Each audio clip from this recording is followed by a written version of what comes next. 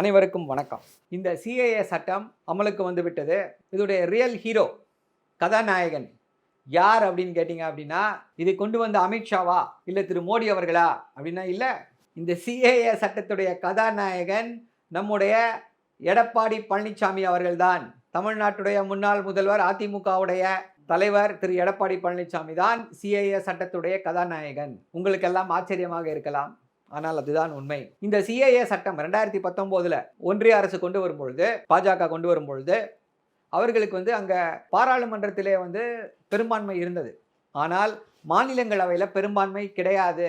அண்ணன் திருச்சி சிவா அவர்கள் இதை பற்றி விளக்குகிறார். என்ன சொல்றாரு அப்படின்னா, இந்த சிஏஏ சட்டம் அங்கே வாக்குக்கு விடப்படுகிறது.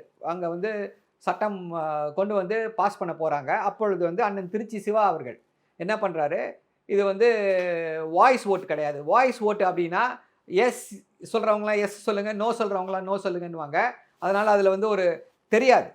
ஒரு இப்படிப்பட்ட ஒரு சட்டம், முக்கியமான சட்டம் வரும்பொழுது நிஜமாவே யார் எஸ் சொன்னால் யார் நோ சொன்னான்னு தெரியாது. அது ஒரு ஒரு முறையாக பயன்படுத்தா சரியாக வராதுன்றதுனால வாய்ஸ் ஓட்டு இருக்கக்கூடாது, டிவிஷன் ஓட்டு வேண்டும்.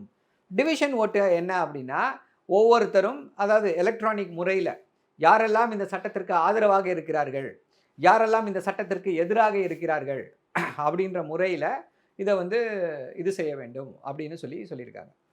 இந்த சமயத்தில் இந்த இதில் என்ன அப்படின்னா, 125 ஓட்டுகள் இந்த சட்டத்திற்கு ஆதரவாக வாங்கியிருக்கிறது பாஜக. இங்கே நம்முடைய இதில் பார்த்தீங்க அப்படின்னா 105 ஓட்டுகள் இவங்களுக்காக விழுது. அந்த அந்த சட்டத்தை எதிர்த்து விழுகிறது. அந்த 125 ஓட்டுகள் பாஜகவிற்கு ஆதரவாக, இந்த சட்டத்திற்கு ஆதரவாக விழுகிற 125 ஓட்டுகளில் 11 ஓட்டு யாருதுன்னு பார்த்தீங்கன்னா அதிமுகவுடையது. இன்னொரு ஒரு ஓட்டு யாருது அப்படின்னு சொல்லி பார்த்தீங்கன்னா பாமகவுடையது.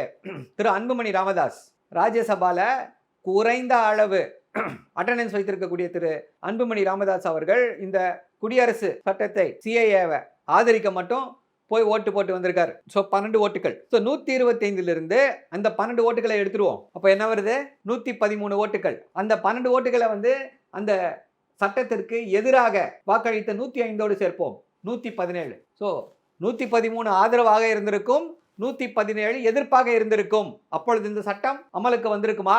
இந்த சட்டம் மாநிலங்களவையிலே பாஸ் செய்யப்பட்டிருக்குமா என்ற கேள்வி வருகிறது. இல்ல.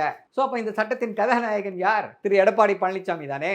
அதே போல இந்த சட்டம் இதனால தமிழ்நாட்டுக்கு எந்த பாதிப்பும் கிடையாது என்று சொன்னார். தமிழ்நாட்டிலே இந்த சட்டத்தை வரவிட மாட்டோம் என்று சொன்னார். இதற்கு எதிராக போராடியவர்கள் மீது வழக்கு தொடுத்தார். அந்த வழக்குகளை எல்லாம் திமுக வாபஸ் பெற்றது. அதோடு மட்டுமல்ல, இந்த வழக்கை எதிர்த்து போராடிய இஸ்லாமிய நண்பர்களை, தாய்மார்களை போலீசாரை வைத்து லத்தி சார்ஜ் செய்தது அதிமுக அரசு. இன்னைக்கு ஸ்டேட்மெண்ட் கொடுத்திருக்காரு. பாஜக இந்த சிஏஏ சட்டத்தை கொண்டு வந்தது மிகவும் தவறாம். இப்படி கடைசி நிமிஷத்தில் இதை செய்வார் என்று எதிர்பார்க்கவில்லையாம். அதை அவர் வன்மையாக கண்டிக்கிறாராம். நீங்க தானே சொன்னீங்க இதனால எந்த பாதிப்பும் வராதுன்னு, இப்ப ஏன் கண்டிக்கிறீங்க?